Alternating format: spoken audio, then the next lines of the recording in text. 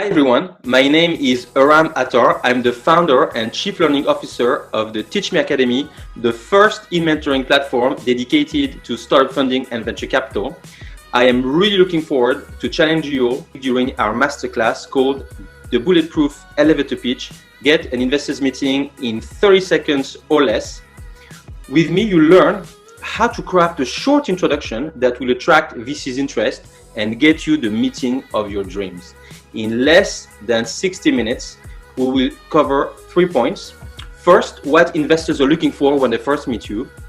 2, the 3 sections of the winning elevator pitch. And 3, last but not least, you will practice your pitch live with me and everyone else on the video conference. I'm truly looking forward to meeting you next Wednesday, October 21st at 12 p.m.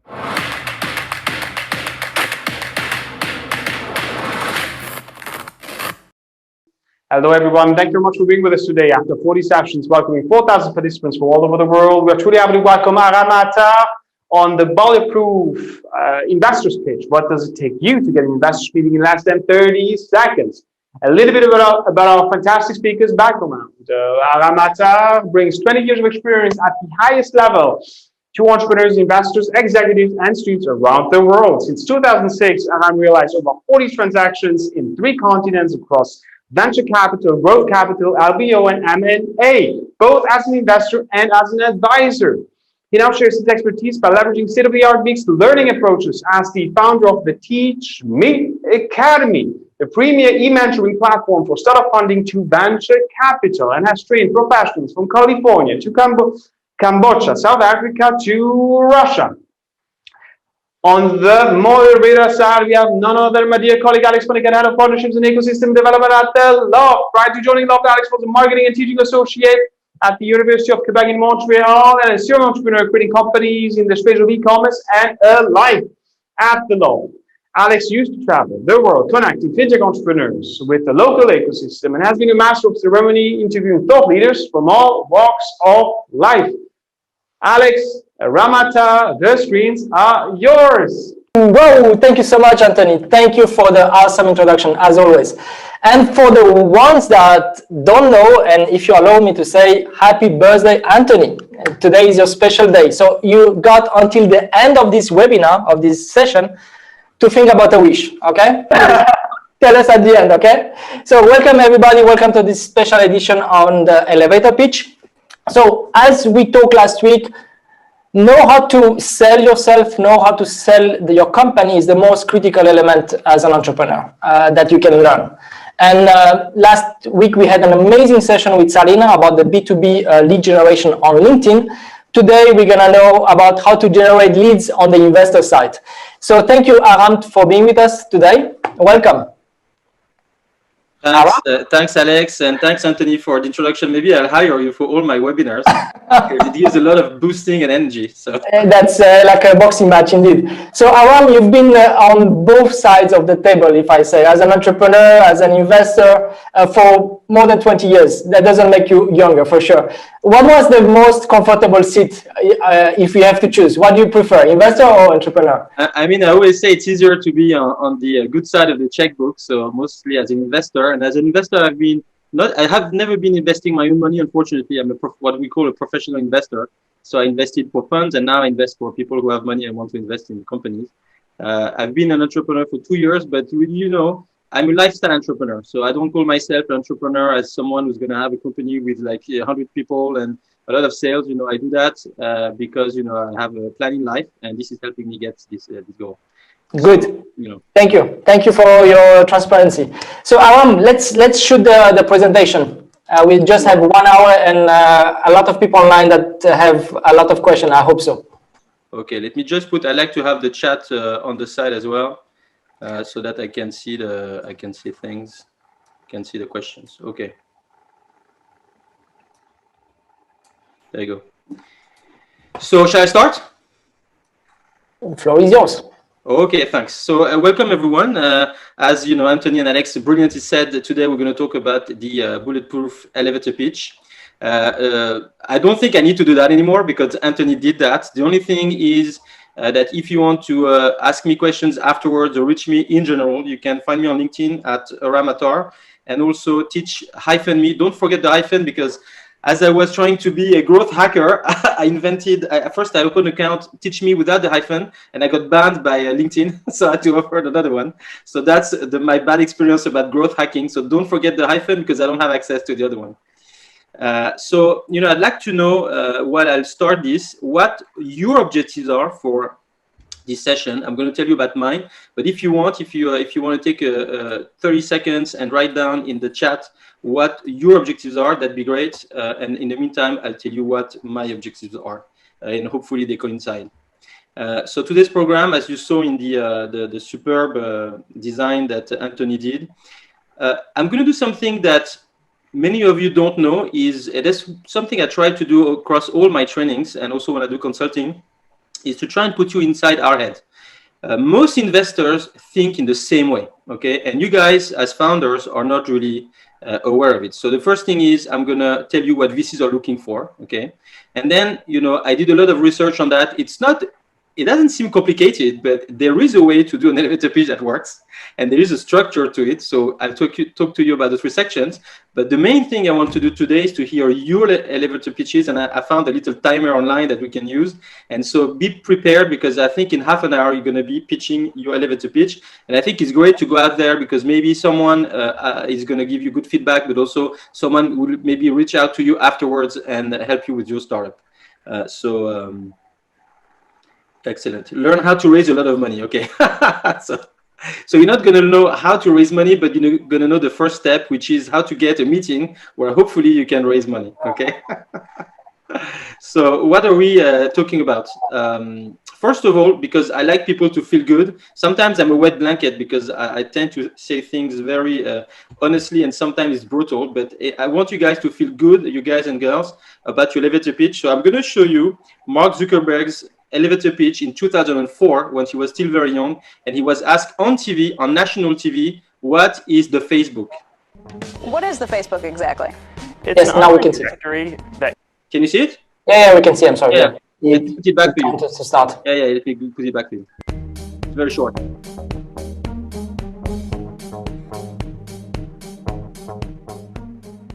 What is the Facebook exactly? It's an online directory that connects people through universities and colleges through their social networks there. So what he says is, it's an online directory, I put it down there on the right for you, that connects people to universities and colleges through their social networks there. So unfortunately, you can't rate that now, but you can put your hands up if you think it's good, or or the contrary, but generally not considered a very good elevator pitch, right? You're on TV, you're trying to say what you do, and I don't think that's really working. I'm not sure people are very curious to go see it. So it's a missed opportunity. How about this one? And I don't know if you saw the movie, The Social Network, and if you haven't, you should go and see it, because it's a great movie when you're an entrepreneur. How about an easy way for students to find each other and communicate online? Remember when Zuckerberg did his elevator pitch, you only had MySpace kind of as a social network, right? So people don't know what it is. And he talks about the directory, don't really know what it is. So, we're not interacting now, but hopefully you find that this second one is easier. And what it means is that when people hear that, they are going to engage with you, whereas the first time they're like, yeah, okay, I don't know what it is, not interested. And investors, actually, it's even worse. So what are the main characteristics of the elevator pitch? I like to keep it short, okay, because you're going to have to practice that. We're going to talk about it. So 30 seconds max. Some people say 3 minutes, 1 minute. I like the 30-second one. It introduces the startup. You're going to say your name, but it's mostly about the startup. It's not about you. It's going to introduce you, the startup, to financial investors, but it's useful even if you're not raising money. And actually, I do this training with entrepreneurs who are just starting, because if you want even to find a co-founder, if you want to talk to a public official to get subsidies, if you want to talk to a prospective customer and get a customer, if you want to talk to anybody you want to talk to about what you do, even your friends, right? I mean, entrepreneurs, usually when they start, what they lack is understanding around them. And so your friends ask you, so what are you doing? Or someone you meet, you need to be ready. Practice it in real life as much as you can, because that's what's going to make you win with investors, is that it feels natural. We're going to talk about it. So I did a little survey on Twitter back then, and this one got a lot of votes, actually. And I said, like, what was the ideal length of your elevator pitch? And you see that 30 seconds got 32%. So that's what, and by the way, those people are mostly investors and entrepreneurs, because that's the people I targeted when I did the survey. And then I put as a joke, until they stop me, thinking, you know, if it takes 10 minutes, it lasts 10 minutes. But as you can see, Until They Stop Me got also the second score, because that's very important. People should not feel that you are reciting something. It's not like a poem or something that doesn't feel personal. It's a conversation. So you start it. If you're getting stopped at the 10 seconds, that's when it stops. Okay. So don't think. Many people do that, especially now we're doing the pitches on Zoom, right? Yesterday I had a live stream about that, and Alex asked me the question: what's the difference now that people are on Zoom? Don't start with a 30-second, 2-minute pitch that, you know, people can't say anything. You know, try and be aware about the body language in front of you. The second thing I asked was, what is the biggest mistake entrepreneurs do? And you know, I said, okay, is it too long, too technical? And what's not, and I agree with that. The main mistake is that it's not clear what you want. You always forget to ask something. And I'm going to tell you also in the structure that the ask is one of the key parts of the elevator pitch. Okay. And the last one is, I said, how should it start? And I always avoid humor and provocation because it doesn't travel well. Culturally, it doesn't travel well. So you should start with introducing yourself, but then, you know, I think some people put a funny story, but that's mostly Americans. But I think in Europe, you should avoid doing that because, you know, the humor in Belgium, France, Germany, Luxembourg is not the same. And you should start with something we're going to talk about, which is a bait, something that attracts the attention of the investor. Okay. So maybe you know, hopefully you do all know about why it's the elevator pitch. Actually, I did a lot of research on that. It is debated. Most people, what they believe now is that at the time when you had corporates in large buildings, you're at the 30th floor and the CEO walks into the elevator when you are going down. And you have 30 seconds to pitch your project and get funding for your project. Okay, so that's where it comes from. The idea is that you have a limited time and attention from a person of power, someone who decides if they want to allocate money or time to you. Okay, so that's why they call it elevator. Aram, just a technical issue. Manon just texted me that part, and she's right, part of your the chat box is on one of your slides. If you can move it a little bit more, that would be awesome. Part of my chat box is what? Sorry, I can hear it. Yeah, it's on the slide. You can move it a little bit more. So wait. So like this? It's better, much better. Okay, so I don't see the questions, but it's fine. It's okay, I will tell you. Okay, you'll tell me. Okay, thanks. Great, thanks for the feedback, Manu. Sorry, each time actually I touch that. Okay, is it better? Yeah. So let's now dive into what investors think, okay? And investors, the one person that I prefer, I love in the world to explain to you what investors think is this guy, Guy Kawasaki. So hopefully you know him. If you don't, go to YouTube after this session and type Guy Kawasaki, and you'll find a lot of advice on YouTube on pitching, not only the elevator pitch. And what he does here is great because he's using an analogy, and Alex saw that yesterday, so apologies to him. But it's an analogy from dating to explain to you that investors make a decision about you in 10, 15 seconds, okay? And I know John has seen that. Many of you, if you follow our live stream, you saw that because that's probably one of the best ways to explain how it goes in our heads, right? We can be convinced in the next hour, but the initial impression, which is why your elevator pitch should be so good, is really decisive. So let me play that for you. Hopefully this one works. To use a dating analogy, I think that much of fundraising for a venture capital firm is like dating. Now, there are two kinds of dating sites in the world, personified by two extremes. One is Hot or Not. And at Hot or Not, if you've never seen it, you should try it. You go to Hot or Not, and there's a woman's picture or a man's picture. You probably have been there, right? Looking for that girl of your dreams, right? And there's a picture of a woman or a man, and all there really is a picture, and you decide, hot or not. That's it. Okay, and I'll tell you, my opinion is that venture capital is hot or not. And in the first 5, 10, or maybe 15 seconds, people decide. You should know it's like that. It is a dating game. So I of course edited the video, but if you go and see it in length, you know it's really good at telling you what's happening in our heads, because most founders, when you come and you meet investors, if it's at a fair, if it's in a meeting, even in formal meeting or anything, they start talking about themselves at length. But he says also in this video, Kawasaki, that's what we feel. Until I know what you do, I couldn't care less who you are. So that's why your elevator pitch should be not about who you are, contrary to what many of us, founders who have big egos, who want to talk about us and what we've done and have done this and that. People don't care, especially investors. What we want to know is why should I listen to you for 30 seconds, okay? So let me show you what you shouldn't do also, and that's from a great program that I encourage you to go see. It's called elevatorpitch.com. So it's from entrepreneur.com, and they do a program called Elevator Pitch where people are in the elevators, and at the end of the 1 minute, that's a 1 minute for TV reasons, 1 minute is better. So it's 1 minute, and then the investors whom we're going to see in a different room, they either say open the doors or he's going down, right? Look at that. Yet very little of this technology has been used to fire. Oh my God.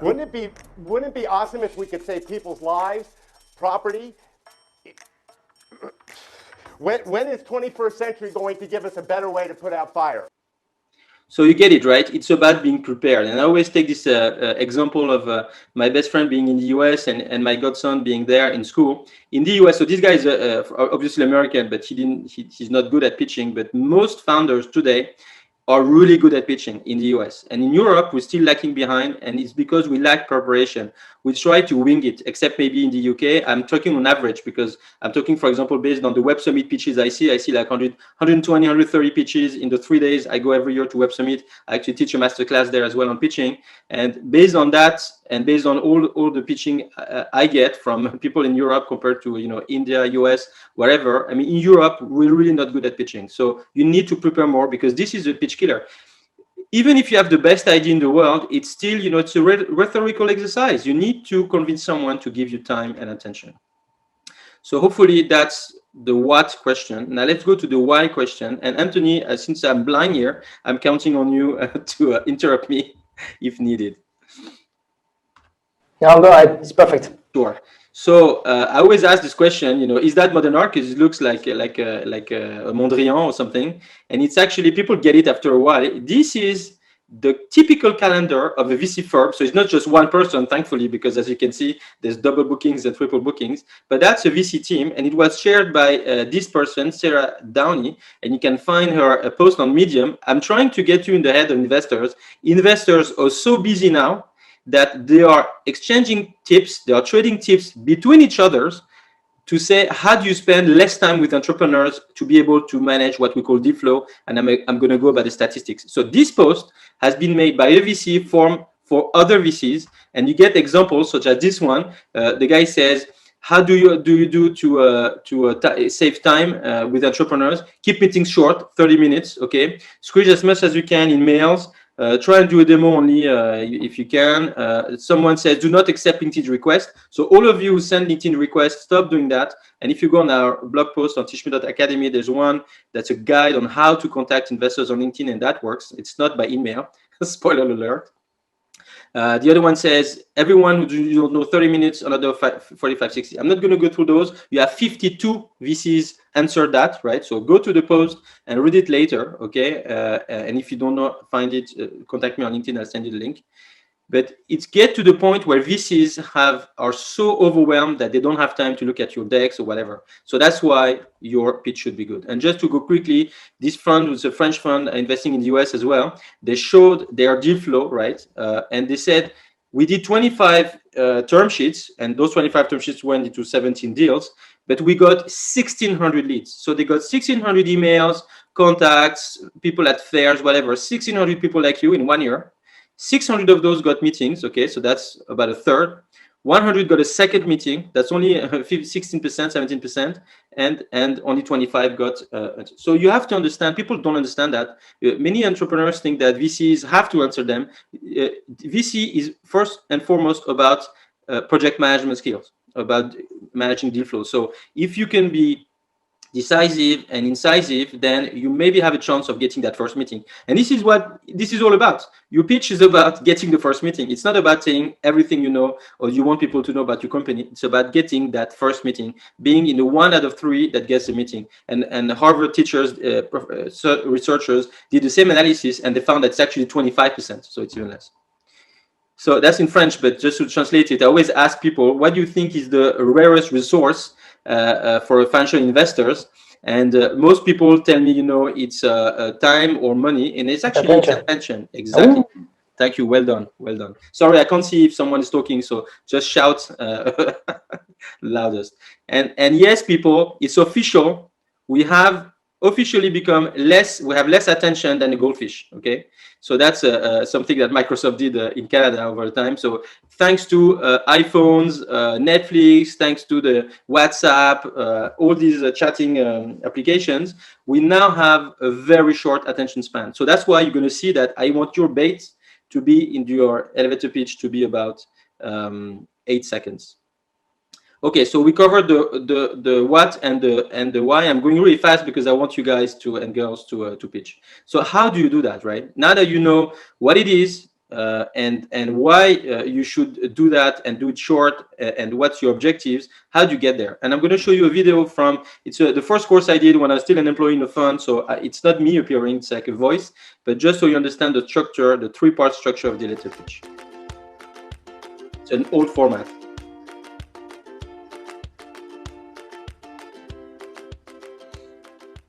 Your elevator pitch should have 3 distinct parts.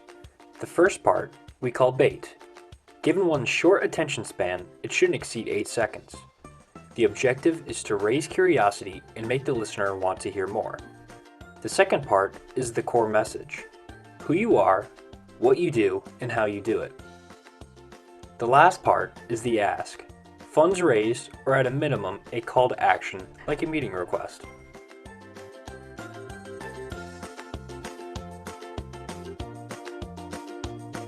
So it's not rocket science, right? It's bait, core, ask, okay? And now the most difficult thing is to make it work, okay? Bait or the hook is to attract attention. And there was a 500 partners, 500 startups partner in the Web Summit 2 years ago who said something as very to the point. She said, your first 10 seconds need to buy my attention for the next 20 seconds or 50 seconds if you have a 1-minute pitch. So the first 10 seconds, it's really going to be your opener or your closer, like not the closer, but the door closer. Because if you don't attract my attention or the investor's attention in those first 10 seconds, they're not going to listen.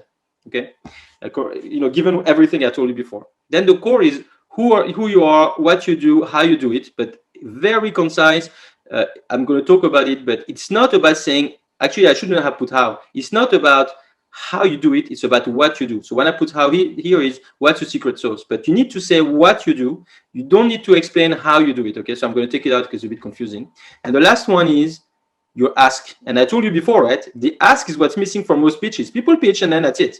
But you don't have to ask only for money. You can ask for a meeting, you can ask for introduction, you can ask for, do you want to try for feedback? Do you want to try the app? I'm sending it to you. I love to have it and everything. So don't forget the ask. Okay. And let's do one for YouTube. So I'm going to give you maybe 30 seconds to think. Alex, are we allowed to ask people to talk or it's too early now? It's a bit early, but I can do this one and then we do the other ones. Because usually I like people to try and do the bait for YouTube. But usually it takes 10 minutes. So let's forget about it. I'll do it. But just think in your head, think about you're in 2005. Okay.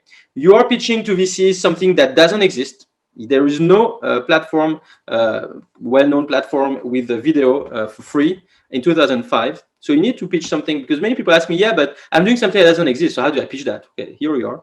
And so you YouTube, how do you make it work? Okay, so I'm going to give you my example, what I usually do and many people start with the functionality of stuff.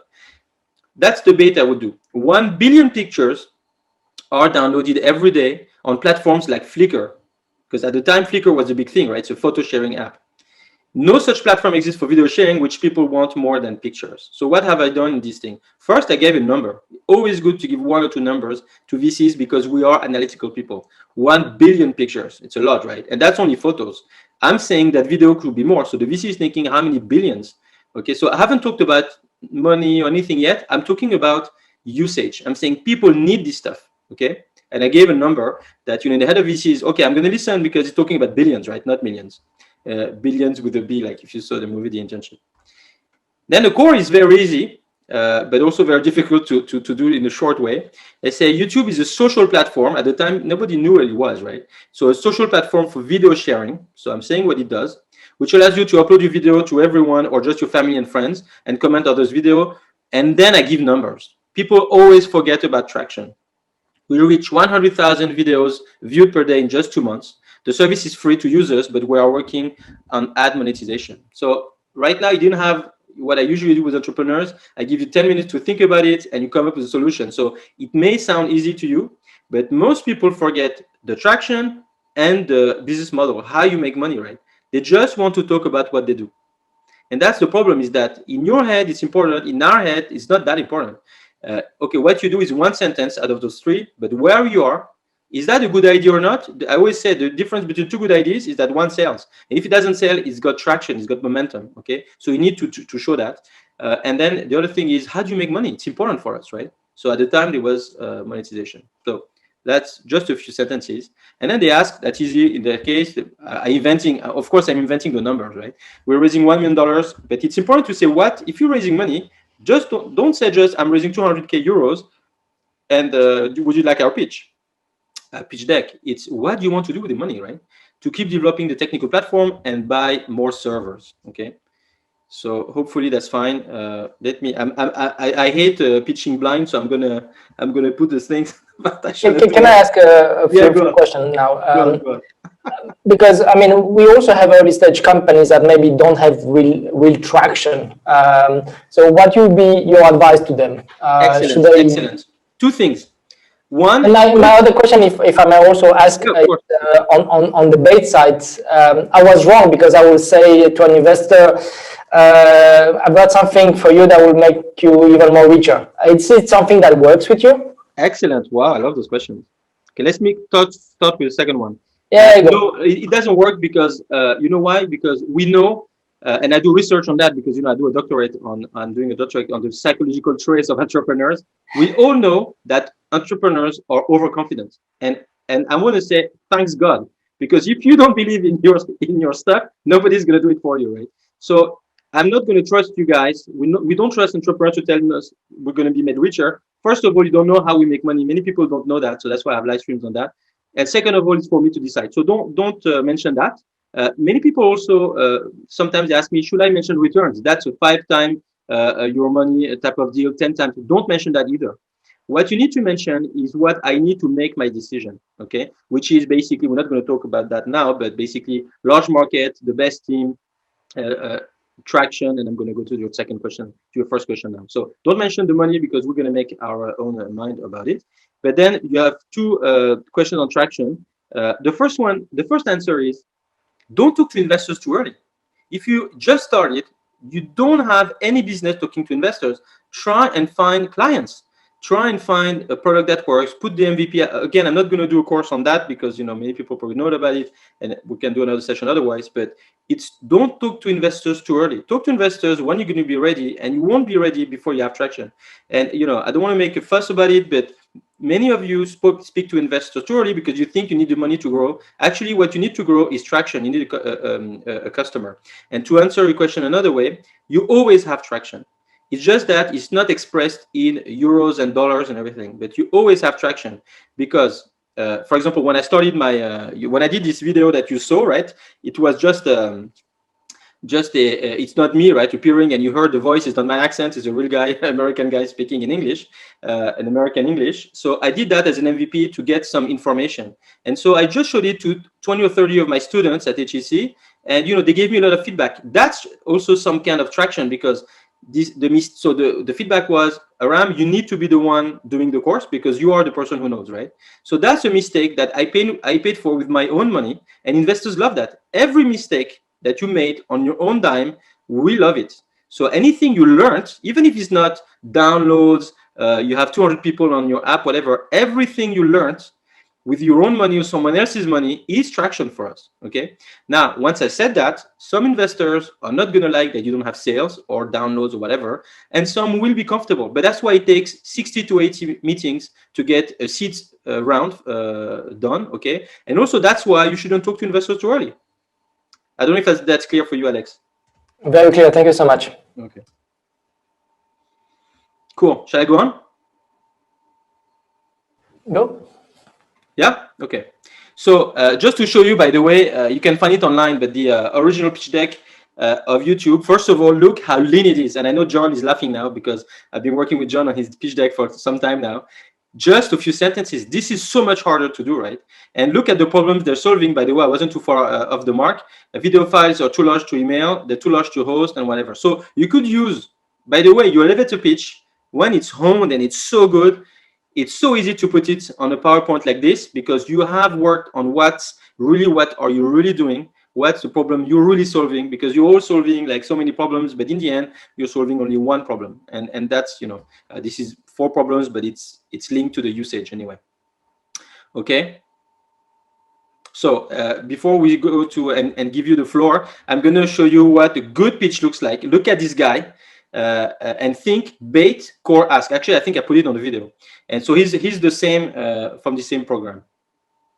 Hi, my name is Mark, and I designed this electric guitar.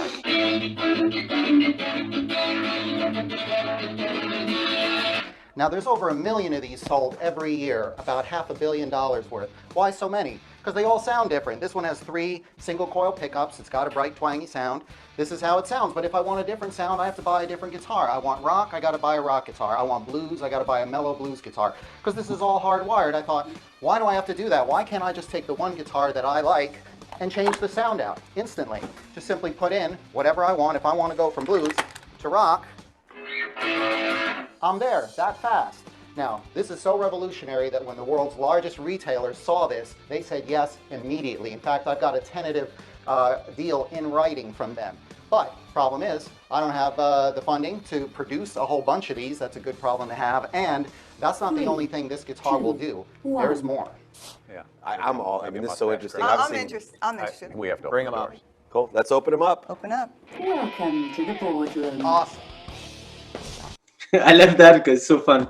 But so what can you learn from that? The obvious is that this guy is super prepared. Did you see how the demo, like imagine now he's taking the stuff out of his guitar. I don't know if you can see me, but, and then it drops on the floor. Imagine if that happens. So this guy practiced so much, it doesn't feel robotic, right? It feels like a conversation, he's talking about it.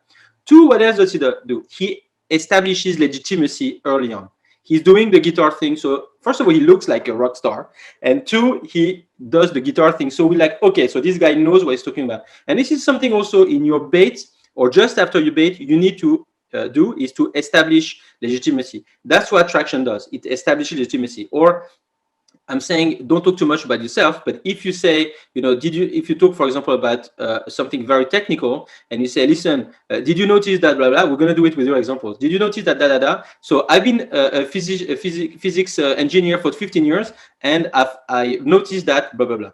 So establishing legitimacy, that's great across with your bait, okay? And then in the core, what does he say, right? He's saying that, first of all, he explains why people will want it, because it saves them the cost of buying another guitar. He says that he has got a tentative deal in writing from the world's largest retailer. So it's not Walmart. If you look at the episode, you'll see that it's the largest music instrument retailer. But that's golden, right? Alex, you were talking about traction. This guy doesn't even have sales, right? But he's got a tentative deal in writing. So even if it's not true afterwards, so if it's not true, don't say it, but because we're going to check. But why do you think the investors are jumping at him? Just, oh yeah, that's so good. It's not because they like music. It's because there is someone in the market who's the world's largest retailer who wants those guitars. And what's the ask? He doesn't have enough money to produce those. And he says himself, it's a good problem to have. So he's not telling you, you guys are going to be rich if you invest with me. He's not saying anything like that. He's just saying, I did something people want. The market wants me. Now, the risk you're taking, it's not a technical risk because it works. It's not even almost a market risk because the distributor has done the market analysis and they want us. So it's kind of a market risk because you don't know how many you're going to sell, but not, it's reduced. So the risk you're taking is basically an inventory risk. Is you need to help me buy in advance enough stock, inventory that I can sell through the retailer. That's a perfect pitch for an investor. People ask me, what's a perfect pitch? It's perfect because in 1 minute, I want to know more about what Mark is doing. Hopefully that's clear. So before I finish and then I'll leave the floor to you, I got 2 more minutes. What are the best practices? Practice, obviously. tell a story. You know, so many people, when it's 30 seconds, they panic and they want to talk like I'm talking now very fast. Actually, if you talk calmly, but the words matter, and you tell a nice story, you know, something about how did you get the idea, what did you notice in your 15 years in this industry, something you ask a professional, because if you're just a student, you ask professionals, they've never had an answer, you know, tell a story, try and make empathy work for you, right? So tell a story, that's very important, and that takes a lot of practice, okay? Project confidence. Do you see the difference between Mark and the first guy with the mustache we saw, right? Project confidence. You believe in your stuff. If those guys and girls are not right for you, fine. Just say thank you for your time, bye-bye, and go to the next pitch, right? It's okay. Be confident. And the last one, practice, and one more, practice. And that's what, you know, most of you are not doing. It's practicing. And when I say practice, just do it. In French, we say scolaire, right? Usually like in school. It's too school, like we want to be smart and we want to be, you know, geniuses. Speak to your mirror. Pitch to your friends, pitch to your parents, pitch to whoever wants to listen to that. Go out in the street and go to the bar and practice in the bar. So what do? You know what I'm doing is this. You know, I'm doing e-mentoring. That's not a good pitch. Actually, I should do my pitch, and one day, maybe afterwards I'll do it. But you know, when people ask me what I do, actually, I'm not really good at it. But I say, you know, have you noticed that? Blah, and then you go do it. So what shouldn't you do? Okay, confidence is not arrogant. Okay, so, and especially for us, I always joke that the French were not good at it, but being confident doesn't mean that you should be arrogant, because that's a put off. Okay, don't use jargon, except maybe AI, artificial intelligence. Don't use CMS, CPS, because while I'm thinking about the jargon, I'm not listening to you. Just say the whole word, right? You know, don't tell me something that you think in your industry everyone knows about it, but for me it's something else. Okay, and I say no pity. I go back to what I was saying. No pity means you're not there to ask for a subsidy or for charity, right? You are an equal. Try and establish an equal to equal basis. Many people are either they look down on investors, or they, on the contrary, they are impressed by investors. These are all just people like us. They're not really smart, most of them. They just have more experience and they do one thing, whereas you're trying to do 10. Okay, so try and establish, you know, it's like not a child to parent relationship, but a parent to parent relationship. Listen, this is my deal. I'm in the market for this company. You want it? Great. You don't want it? Too bad. Thank you very much for your time. Don't burn bridges. Thank you very much for your time. Move on. Okay. And actually, investors are going to appreciate that the meeting is only 15 minutes instead of 30, because, you know, you understood that it's not for them. Cool. That's it for me. Nice. Shall I stop it now? Very nice. I mean, listen, we have a few questions, so maybe we take Ben as a question, and then we run the exercise. Shall I stop sharing my screen? Yes, yes, you can stop sharing your screen. Very interesting, and I totally agree with you. I mean, the first is to get the meeting with the investors, and most people, and we see it, because you talk about the elevator pitch as a talking exercise, but there is also the pitch deck. Sometimes we're asking pitch deck from companies that they want to be put in with the relationship with VCs, and you receive like a 32 slides pitch deck. You don't even want to start looking at them, because you're gonna die before finishing. But that's what people don't understand. They think they have to tell everything, you know. And as you said, on your first date, I'm not gonna say everything to the girl and ask her to marry me. That would be awkward. Anyway, let's take a first question from Ben. Ben, are you with us? Yeah. Yeah, please, Ben, go ahead. Okay. So I want to know, how is it possible that some founders who are not serial entrepreneurs can already pre-seed over 1 million of invest for a risky business model? Are they just hot or not, or? Sometimes I simply do not understand why they got the money. Right. Where do you find those? Is it people you know, or people you read about in the press? In the press. Yeah. So that happens like a few years ago. I was living in Paris, and my neighbor, who's doing something great in food, I saw him in the elevator actually, and he said, "Oh, those people, they raised 2 million. We're much more advanced than they are. Why are they doing that?" So same kind of question. First of all, just to make you put you at ease, there are some dumb investors. So some people make the wrong decisions, okay, first of all. But I don't think it's the main thing.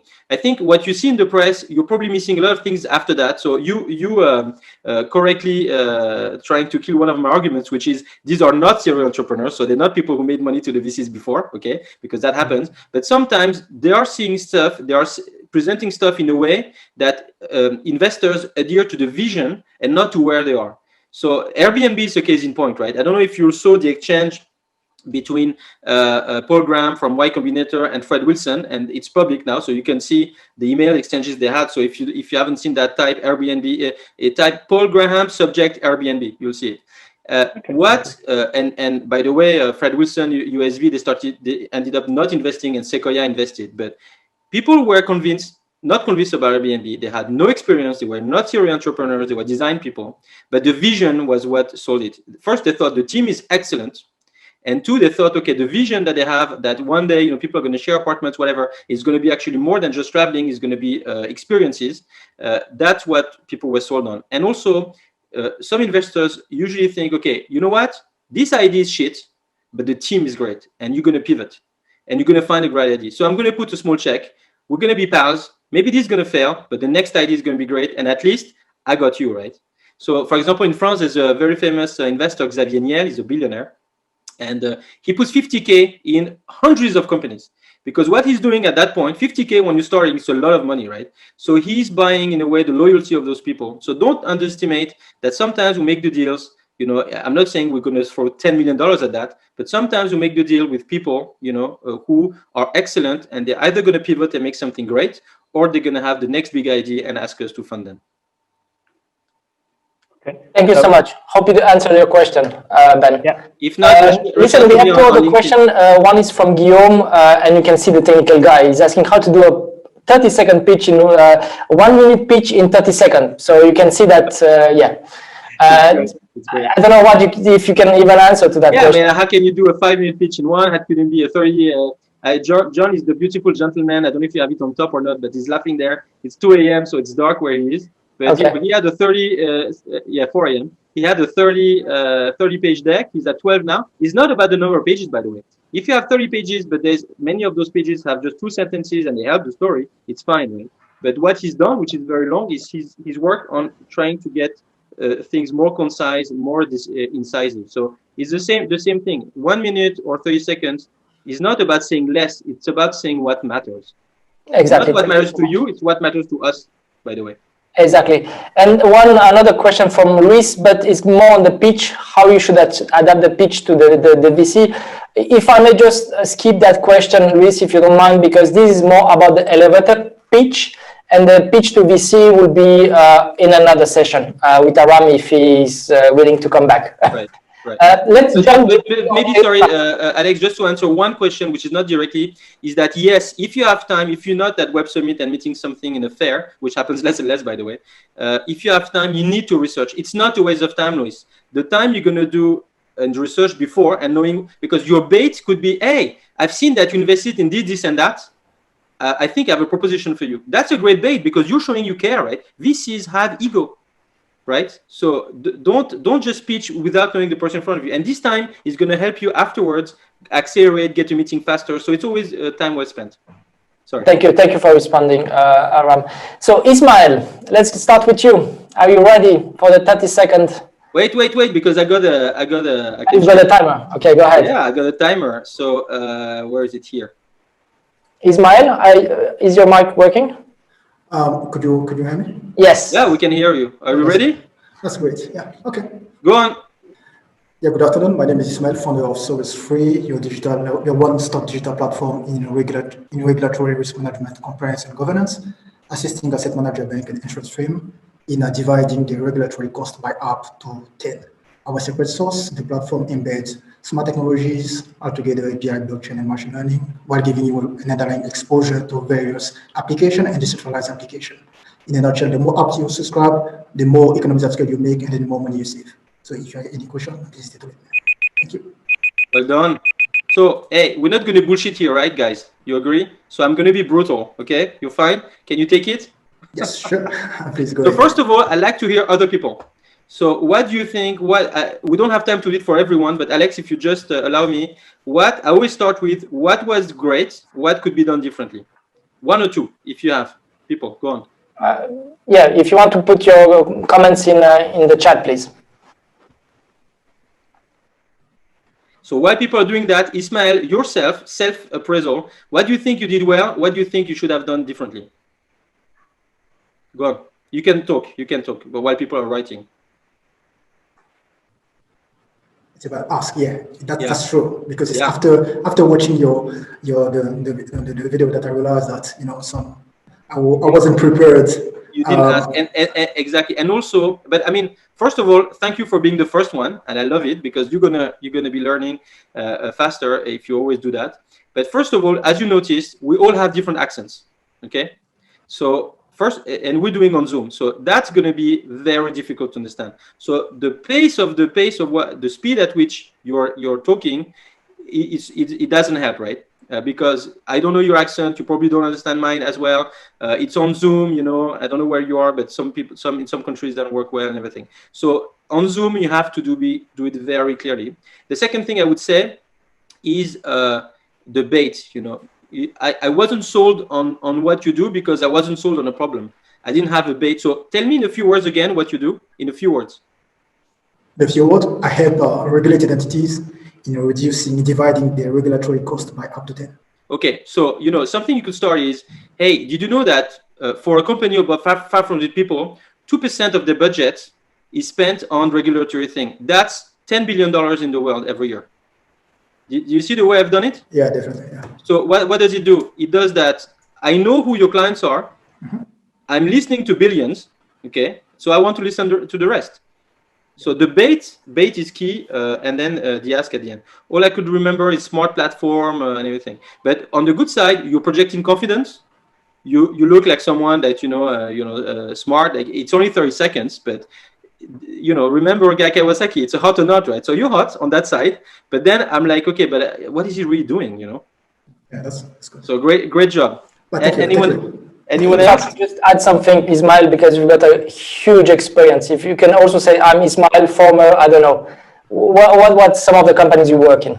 Bloomberg, Mitsuo, yeah. Exactly. Just say, I'm a former Bloomberg guy, and boom, boom, boom. It gives you, as Aram mentioned, some credibility to start. If I may, the way you can do that, because these are the companies you worked in, could be your clients, right? So when you say, did you know that companies about 500 people, I worked at Bloomberg, I worked at Mizuho, and I noticed that this is taking so much time. And when I looked for the numbers, it's $10 billion every year, people. You see how you don't have to say, who am I, but you do the legitimacy. Alex was great. Thank you, Alex, for insisting on that, because I didn't know Ismail's profile. But yeah, because you saw it from the inside. Okay.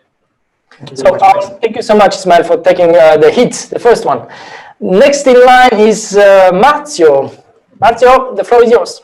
Hi guys, let me put the... Yes, please, camera. Hot or not, man? Well done. Hi guys. Hi. Thank you for the amazing, let's say hints, in terms of how to do the pitch. So let's wait. Give me 1 sec. Yeah. Okay. When you're ready, when you start talking, I'm gonna launch it. Go on. Fantastic. So did you know that music actually generates $2,000 per second in royalties? This is what we discovered 3.5 years ago. I'm a trader, I'm an investor myself, and I was wondering, what if I could actually invest in music and generate royalties as income? We discovered that this was not possible, so we decided to launch A-Note Music, which is a music stock exchange for investing in music royalties. Right now, we are looking for investors interested in accessing a market which is growing, generating income and royalties and diversification. I love it. So, thumbs up. So I'm gonna start, and then people, you can ask your on the chat. So what I loved about what you did, Marzio, is that the pace. So you're from Italy probably as well. So we have different accents, but the pace is great, right? It's slower. I can understand.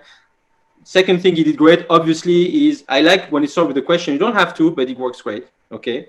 And also, I like that you're gonna have other questions, but I like that you explain from your point of view why you created it. It's quite powerful. If you witness the problem, if you try to do something and it didn't exist and you built it, that's what I call the Scott Cook formula. Scott Cook, I don't know if you know him, but it's the founder of Intuit. It's probably it was until recently the faster SaaS company to go to 1 billion in revenues. Intuit is huge now, right? It's like 20 years. So Scott Cook, he wasn't doing that. He was doing his accounting at night and with his wife every Sunday night. And then he thought, okay, there's no software to help me do that. I'm going to build it. So when Marcio says, I tried to invest in that, I didn't find it, and so we built it, I like it because it comes from, he's done the research, he knows about this, whatever. Okay. The only thing I would say is that 2,000 per second, I don't know, I can't remember what it was, but how much is that per year? Like, what's the bigger number? 60 billion. Okay, so why don't you guys use the bigger number? Because everybody does. Okay, but I think it's more. Why do you think they do it? Did they do it? It doesn't work. Because it doesn't make a difference between 200 billion a year or 300 or 50. It doesn't for you, but for me, I'm average smart. I don't have a lot of time. I hear 2K. I don't hear 1 billion. Okay, so if you want, you could say it's 1 billion, and it's every second 2,000, whatever. But I want to hear the 1 billion. I mean, people are not smart. Guy, you're an investor. You're probably one of the smarter ones then, but investors, they're not smart. They just have more experience in what they do, right? And I said that, no offense to our US friends, but I went to San Francisco a couple of times. Same thing. I mean, some investors are really smart, but most investors, they just see more stuff, right? So don't be subtle with investors. Don't be subtle. Say what it is, say what you need, but otherwise, great pitch. The next question I'm going to ask is, did you put money in it? So that's something else. That's because you're an investor. So I'm going to ask, okay, so did you put money in it? I do. Okay. Thank you, Marcio. And thank you, Namir, for mentioning that Marcio will be part of the Young Creative Entrepreneur in Luxembourg very soon. Next in line is Ben. Ben, please, go ahead.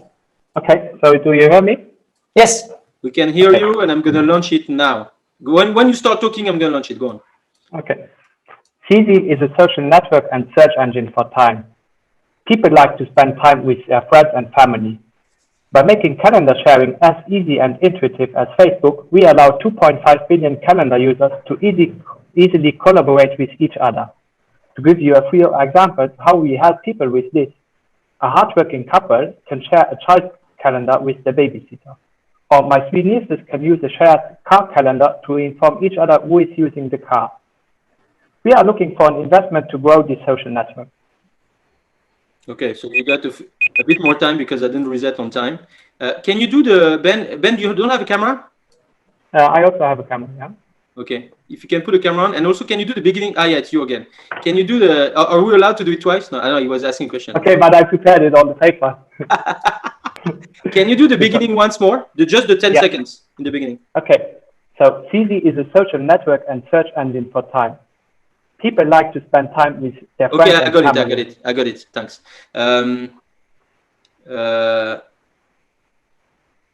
Why don't you start? If it's a problem everyone has, especially investors who are people, why don't you start with the empathy? Like, have you noticed how? So what's your solution? Is it for couples or is it for people at home? What is it for? It's for everyone who does not know how to share a calendar. Okay. Because the calendar sharing is not platform compatible. Okay. Got it. So you need to know what you're helping, but let me invent something and then you adapt it to you. But you could start something with, I don't know about you guys, but I spend 1 hour every week trying to put meetings in my calendar. Try something that the pains people have. I don't know what's the pain, if it's time, if it's just the fact that they don't know how to do it, maybe it's not powerful enough. But if you're helping, like, I always quote Calendly, and I'm probably the best ambassador for Calendly. I shouldn't say that because you may be a competitor, but it does one thing great, is that it saves me 10% of my time every day, right? So why don't you start with something that people are have empathy towards, something they have a pain, because if it's a B2C product, you can always do that. You can always start, and the investors are like you. And after what I told you about investors, I think they're going to be good clients for you, right? Mm-hmm. So if it's just a technical thing, maybe less interesting, but if it's about saving time or saving money, then start with maybe a personal example. Okay. Good, very good. Thank you. Thank you so much. Guys, I mean, it's time for a wrap up. One question for me, if I may, Aram, is usually us as entrepreneurs, founders, we have to know the let's say, the elevator pitch. What about the employees? Do you advise everybody in the company or maybe everybody in the family to know your elevator pitch? It's as usual, a great point. Yes, why? Because you never know who is you never know who's going to talk about you and open the door for you, right? So especially when you ask someone introduction to a VC, for example, they need to know your elevator pitch in a way. Okay, they need to know what you're doing, and they are not going to remember 10 things. They're going to remember one thing. Oh yeah, Ben, he's helping people save time on calendars. Oh yeah, Marcio, he's helping people investing in music, right? So it's important that everyone knows about it. I think it's true, and also it's important for everyone. You are pitching every time. I started my career at GE. At GE, everything was done pitching, right? So even employees, anyone should. And by the way, you can also pitch to a recruiter. It's a great way. People ask you, so who are you? They don't have 1 hour, right? You need to always grab attention. When I said 8 seconds attention span, it's everyone, not just investors. Everyone. Thank you so much, Aram. Thank you for being with us. And can I ask you already to come back for the pitch to the investors? Whatever you want. Okay, we'll set up a date with Anthony afterwards. Thank you so much, man, for being with us. Great questions and the great pitches, guys. Well done. Yeah, thank you for the participation of the guys, Maurizio, Ben, and Ismail. Anthony, the mic is yours. If you can just tell us what will be the order for the coming days. Sure. Just give me 1 second. I will do a shared screening with you. By the way, Aram Attar, thank you very much for having been with us today. It's been a pleasure to host you for the 30 seconds, minutes pitch on how to get an investors meeting in less than 1 minute. Let me just show you what is happening in the upcoming 10 days. So I won't bother you with the full agenda because we are bringing you fantastic names as we've promised you at the beginning of each season. This Friday, we're starting a new series on industry showcases on the failures and triumphs in the quest of corporate innovation with Deepas Hansen, Group Innovation Manager at DNB Bank, and Dan Thoma, co-author of The Corporate Startup. Let me quickly show you. Next week, we promise you that we will bring you one of the biggest names in fintech. Henry Arslanian has more than half a million followers on LinkedIn. He has he's one of the top 10 best-selling author on the topic of economy and finance, and we're having him for Halloween. 3, Fintech Entrepreneurship Program powered by CFT and Loft. We've launched a program 10 days ago on where you can learn a crash course on how to become a fintech entrepreneur, and you will be able to work with fantastic leaders. Alex, you've asked me what I want to have for what I want to have for my birthday. Hey, we've put so much effort in developing a digital community. If you have 1 minute, please subscribe to our YouTube channel. That would be a great gift to me. And we'll send you also a survey to rate Attar's performance. And please support us to get better and to serve you better. Thank you very much for having been with us, all of you. Thank you. Anthony, before we are leaving, can you unmute everybody and ask everybody to show the camera, please? So we do a wave. We've done that last week, was awesome. Yes, of course. We can also maybe do a gallery. Yes, let's give it a try. Okay, so I'm recording and I'm taking a picture. Everybody says hi. Hello. So everybody put your mic on, please. Please put your mic on. Everybody has the mic on? Good. So, happy birthday to you. Happy birthday to you. Happy birthday to you. Thank you so much. Thank you, guys. No, really, truly appreciate it. Thank you. I cannot see you, Anthony. I cannot see you, man. I don't know why, but anyway, happy birthday, man. Thank you for everything you've done for us. Well done. Thanks so much. Thank you, guys. Bye-bye.